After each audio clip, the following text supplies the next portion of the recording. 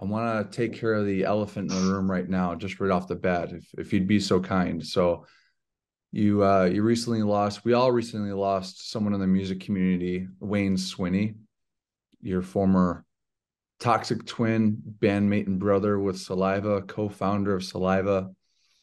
And if you'd care to share anything about, the relationship you had with him and maybe some stories that jump out at you, that'd be great.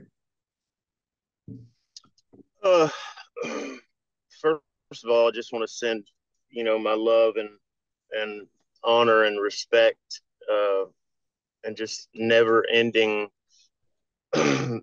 admiration and just,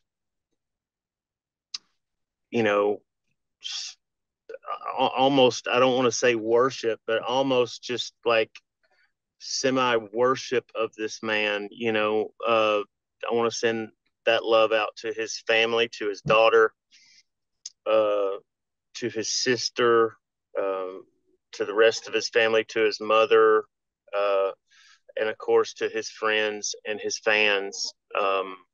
It's been absolutely heartbreaking. Um, I can't really put it. I can't really put it into words. How devastating this loss has been. Wayne Swinny was a amazing bandmate. He was an amazing friend, an amazing brother, and just an unbelievable musician. Like his musicianship was just pristine and perfect. And, that's why uh, I became so close with him. As I used to, back in around 1989, 1990, I was just turning 18 years old. And uh, I was, I had procured a fake ID, and I used to uh, get into, weasel my way into these bars that Wayne Swinny would play with his band TNA, which were huge at the time. They were like, there was, at the time, the big bands in Memphis were like Tora Tora, Roxy Blue, um, and TNA, and he was just, by any stretch of the imagination, he was the best lead guitar player in Memphis. And I just always admired him for that, and would go to these places and sneak in just to watch him play and watch him amaze audience after audience of sold out crowds there at different places in Memphis, Tennessee. I mean, they would put 1,000 people into the Omni New Daisy, or they would put 500 people into Stage Stop in Raleigh, or they would put 500 people in this other place called Night Moves that I used to go sneak into see him play. But the most intimate place I used to go see him play was a place in Memphis, in Overton Square. And Memphians that hear this will recognize the place. It was called Rascals. And those were probably the most magical moments that I got to see him play, because I got to get right up against him. I got to be like, you know, 12 inches from him and watch this magical man just make love to the guitar. I mean, he was like watching, it was like watching like a Prince or an Eric Clapton play the guitar, or an Eddie Van Halen play the guitar. He just effortlessly, never looked at the neck, just walked up and down the neck of the guitar and made it look effortless, just absolutely effortless. And um, I said, if I ever were to put together my, you know, dream band from Memphis, it would have to include, unequivocally, have to include Wayne Swinny at lead guitar, and I was blessed and lucky and fortunate enough to have that opportunity come around, and I was able to seize that opportunity. And I just, after my band, Blackbone at the time, disbanded, broke up, I went around to all my favorite bands in Memphis and like unrepentantly stole all the great band members that I loved in town at that time. And like I said, Wayne Swinny was definitely the one I wanted at the lead guitar player position. And I went right into the studio. He was recording with Todd Poole, the singer for Roxy Blue, but he was playing drums at the time. Also, amazing drummer and amazing musician. And he was in the studio with Todd Poole at the time, recording with a band called Sugar Ditch. And I snuck into, which is the neighborhood that Elvis used to live in, was called Sugar Ditch. Was like a ghetto neighborhood, one of the ghetto neighborhoods in Memphis, Tennessee, that Elvis came from, was called Sugar Ditch, and that's where they got that name. But yeah, I went right into the studio where he was, and I was like, "Hey, man, I'm putting together this band, and I really would love for you to play. And you are all I've ever dreamed of for a lead guitar player. You are amazing in every way." And just was like, pouring it on thick to him, but it was all true. None of it was facetious, or untrue. And I just, begged him to come jam with me and be in my band. And he goes, "That's cool, bro, but can I finish what I'm doing first?" So, Yeah, yeah, I got this sugar bitch. I just have to finish up here. yeah. But a Sugar Ditch actually Sugar was the, ditch. Okay. All right. I yeah, thought I heard a little play Sugar on that Bitch. word. Yeah, Sugar Bitch would be a cool little play on words, but yeah, just one of the, like I said, most prolific guitar players that will ever be, not in just Memphis, but in rock and roll history. I mean, he will go down, like a lot of people have said on uh, Facebook and Twitter and Instagram. People have said this will be remembered just like Randy Rhoads. This will be remembered just like Eddie Van Halen, and that's true. This moment for us carries the heaviness of a Randy Rhoads or a Eddie Van Halen type situation. So I think that is, Sweeney would have loved hearing that, and I just, I wish, I could, I could tell him, those things to his face. And I will someday. I will be able, I know I will see him again.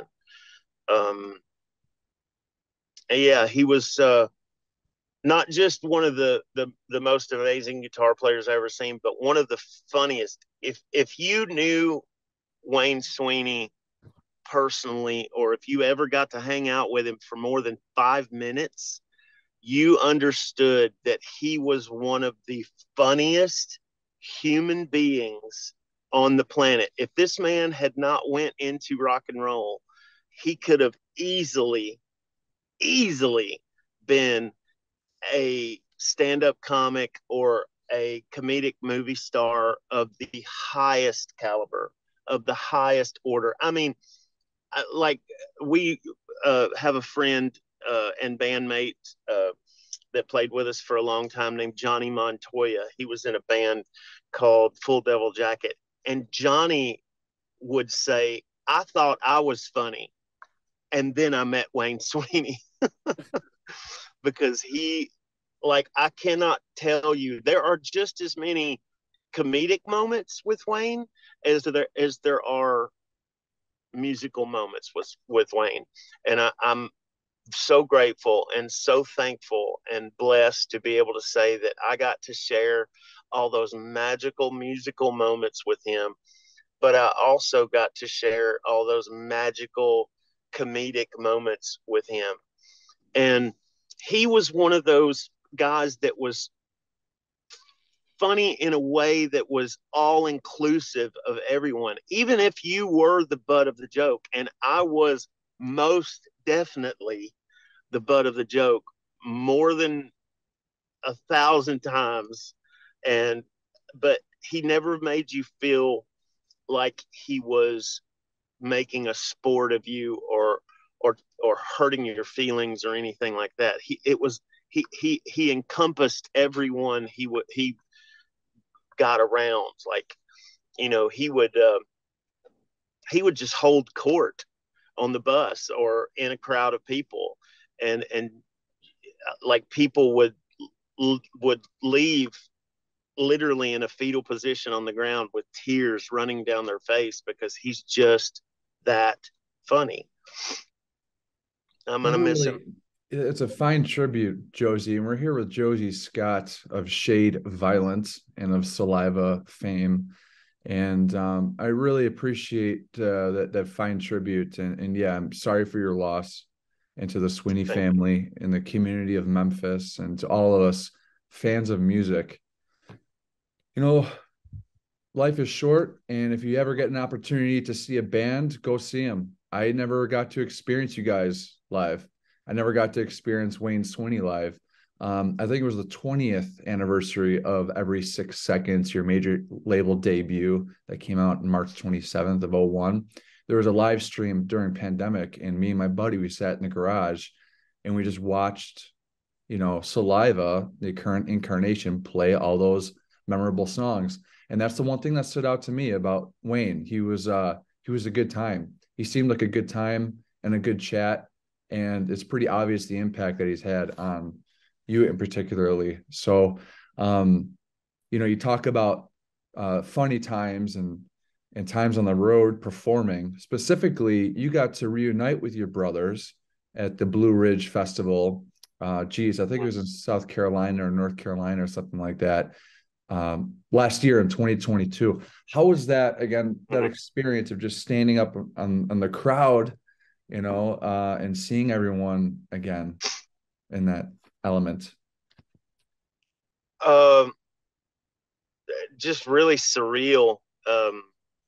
I knew about 6 months before Blue Ridge that it was going to happen, and was just so excited. You know, we had tried to put some kind of reunion together all the way since before the pandemic, and just we, for one reason or another, were not able to see it come to fruition. We just weren't able to get it done. You know, my son passed away on May the 22nd in 2021, and was just a devastating blow to me as a father, and my family, my wife, my children, all of us, all of Cody's friends, and you know, his friends were his family. And you know, after that happened, I just kind of went into a shell for a while, and was trying to learn how to get back to one. I could not figure out how to make my way out of the grief of losing a child. I would not wish it on my worst enemy. But yeah, you know, and then we were able to, you know, configure the Blue Ridge thing, and that was, you know, exciting. And I had a dream about my son during that time where I was I was wondering what I was going to do, wondering if I was going to go forward with even my career. And I had a dream that I was laying on the canvas of a boxing ring, and I was looking out at the crowd, and everything was sideways, and I was like, I'm on the mat. Somebody has knocked me the F out, dude. And I was touching I was touching the glove to my had a boxing glove on, and I was touching my face because I could feel myself bleeding, and I had blood coming out of my nose and coming out of my mouth, and I was like, what happened to me? And it was one of those moments where I felt like I've got to be dreaming because I don't box. I have no business in a boxing ring, but I could tell that I was on the mat and somebody had just shattered me with some kind of blast to the face. And I heard this voice behind me saying, Dad, come on, Pops. You got to get up. Come on, Dad. You got to get up. Come on, please, Pop. Come on. You got to get up. And it was my son's voice, and I could feel his breath on my neck. I could smell his hair, like only things that fathers know, And I felt him pulling on my collar like this, pulling me, saying, Dad, you got to get up. Come on, Dad. You got to get up. Please, Pops, get up. And I knew it was him because he was calling me Pops, and only Cody would call me Pops. And I knew it was him, and I tried to turn around and look at him. And when I did, I woke up. But what I took from that dream was the overwhelming feeling of, Dad, you've got to get up. You have got to stand up and keep fighting. You've got to stand up and keep doing this, And so that's what I took from that dream was, you got to get up, you got to stand up, you got to dust yourself off, and you got to get back in the ring and keep fighting, no matter how bad you're bleeding, no matter how bad it hurts, no matter what shape you're in, you got to get up. And so from that moment forward, I continued trying to get up. I continued trying to get back in the ring and fight. That's what has encouraged me on the wellness journey that I've been on lately. I've recently lost almost 150 pounds. I've been steadily, in the gym. I'm at the gym right now. I actually fixing to go in here with my son Justice and hit it again today. But yeah, I go to the gym 4 or 5 days a week, and I just kill it as hard as I can. And going to rehearsal with my band Shade Violent tonight. And, I'm just ready to do what Cody wanted me to do, which is to get up and keep coming. And so Blue Ridge was just another example of getting up and dusting myself off and keeping it going. And I'm just so glad that I was able to share that moment. One of my best friends, when we were first finding out that Wayne had passed and the news was spreading, like wildfire, and I talked to one of my friends on the phone, and my friend said, Josey, thank God for Blue Ridge. Just thank God for Blue Ridge. And, of course I had thought about that, and was thankful, but I was just like, I can't believe that was the last time. I just can't accept that was the last time that I'm going to be on stage with Wayne Swinny. But my friend put it in perspective for me. He said, man, just thank God for Blue Ridge, dude. Because if you hadn't done Blue Ridge, you'd have never gotten to play with him again. You had that moment, and you could see it in your face and your eyes. It was really I'm going to include a link below in the description to that particular performance. You could tell it was just cathartic, and it was just amazing start to finish with that. I felt it. And I could just speak for me personally, Josey, that your voice, I'm a vocals guy, and I love vocals and I love lyrics. And Mm-hmm. the way you describe Cody helping you out in your dream, to kind of just get back up, keep going. And I'll speak on behalf of all the fans of your creative output over these past decades, that you have helped me. I am no stranger to God willing, no family lost my brothers and sisters and parents, but mental health is huge, and you've really helped us out. So I want to say thank you for helping us out, and we are always here for you. Thank you, man. I appreciate that so much. It means more than you will ever know. Yeah, yeah, and just to kind of bookend Wayne Swinny here, recording this record that came out 20 years ago today, that really put Saliva out to the masses. Recording with some of those songs with him, was there a moment or maybe a lyric that you guys came up together, or a note that was like, that really stands out to you? Well, you know, Wayne was just such a willing participant in anything I wanted to do. I think was what I can remember that was so special about him is I could come to him and say, I, I'm thinking like, what if we did this kind of solo, and what if it had like, what if we put through like some uh, 80s hammer-ons in it, and made it kind of Eddie Van Halen-ish.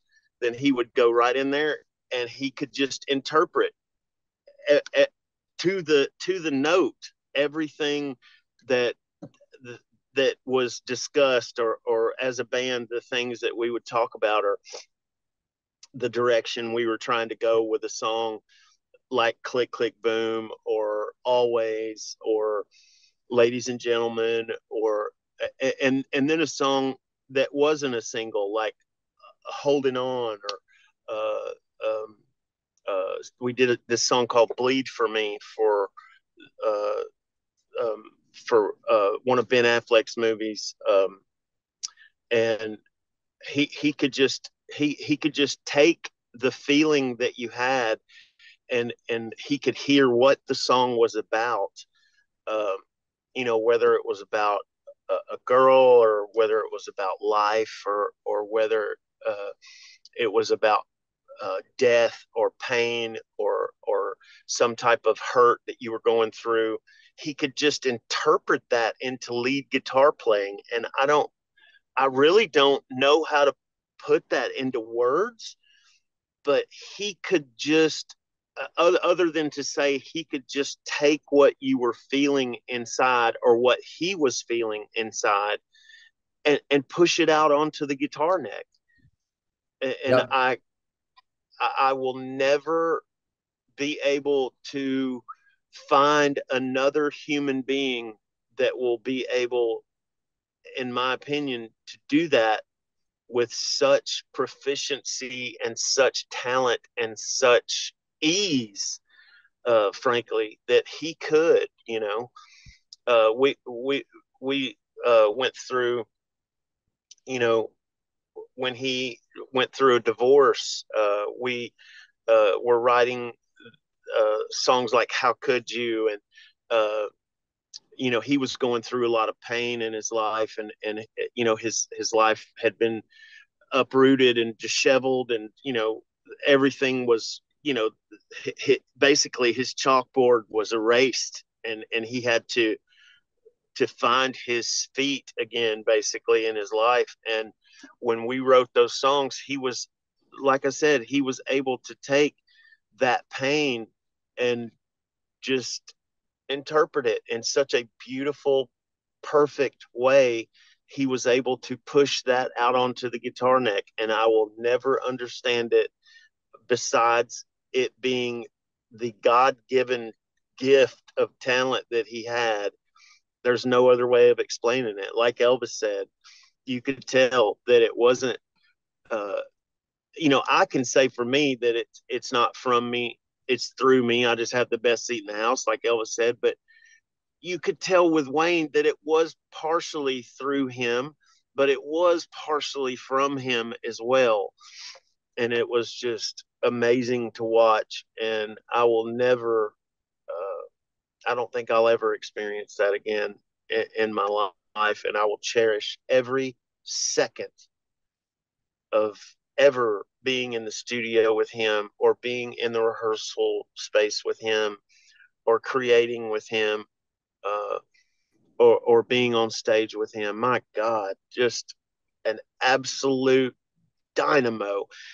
And like one of his friends said the other day, he was the total package, man. He was like the Wayne Gretzky of guitar playing. He was just so amazingly talented. He never looked at the neck, just made love to the guitar. He had the looks, he had the feel, he had the technique.